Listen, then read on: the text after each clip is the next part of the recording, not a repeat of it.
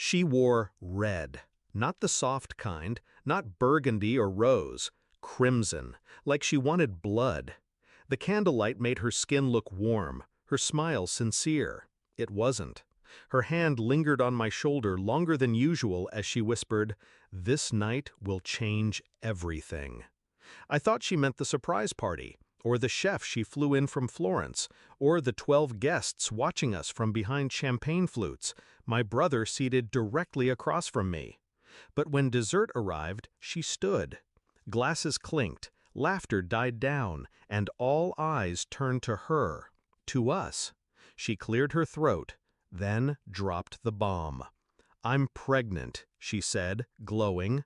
"But it's not just mine and his." She turned, smiled at my brother. "It's ours." Time didn't freeze. It calcified. Even the fire in the hearth seemed to gasp. A few guests laughed, unsure if it was a joke. She didn't blink. I didn't speak. I just poured the wine. Let the glass fill too high. Lifted it slowly. "To family," I said, and smiled. The night before I'd seen the text, just one, but it was enough. He's clueless. After tonight, we're free. I stared at it longer than I should have, watching the words burn into my skull. It wasn't the shock that killed me, it was the certainty. My brother and I hadn't been close in years, not since we were boys. Too much resentment between us. Too many unresolved wounds buried under layers of smiles and handshakes. But she was supposed to be different. My wife, my anchor, the one person who swore I was enough. And she lied. So perfectly. I couldn't scream, couldn't confront. There's no use fighting shadows in the dark. Instead, I watched, and I planned. It started with a favor, a contact at the clinic, an unmarked envelope, DNA analysis in 3 days. I needed confirmation, not for their sake, for mine. The rest unraveled on its own. Her phone was an open vault. They always are if you know where to look. Deleted photos, hidden messages, a second account she forgot to log out of. Each piece of evidence slid quietly into my archive. Screenshots, recordings, timestamps. He'd been coming to the house when I was at work. She'd told him about my investments, my passwords, my plans. They were building a future on my bones. I rehearsed everything in silence, played every scenario in my head. How she would look, how he would crumble, how I would not break. That was the key, control. Let them believe they held the knife. Let them raise it, then take it from their hand, and let them feel the cold edge. The results came in the morning of my birthday. Envelope, unmarked, clean. The child wasn't mine.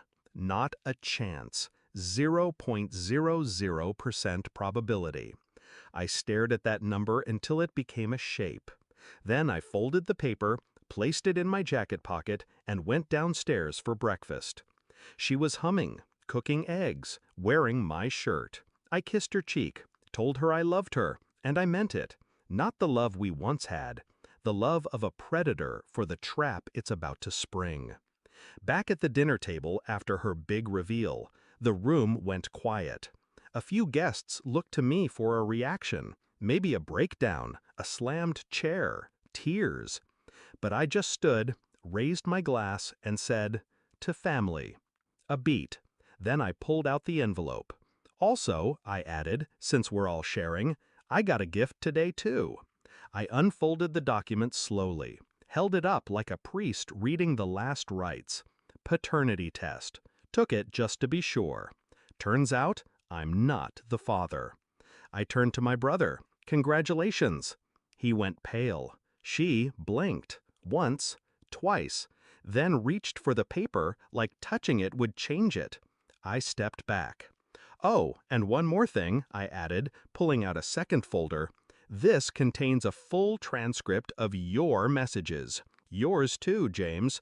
I've already forwarded them to my attorney. And the board." Silence. Someone gasped. She opened her mouth. I walked away. She moved out that night.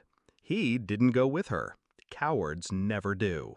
I didn't chase, didn't call, didn't scream. I slept in silence, the kind only betrayal can buy. People think revenge is about pain, about fire. It isn't. It's about clarity. Seeing the mask fall, watching them scramble in the ruin of what they thought was control. She gave me the best birthday gift I never asked for: truth. And now I finally know peace. They wanted a reaction. I gave them extinction.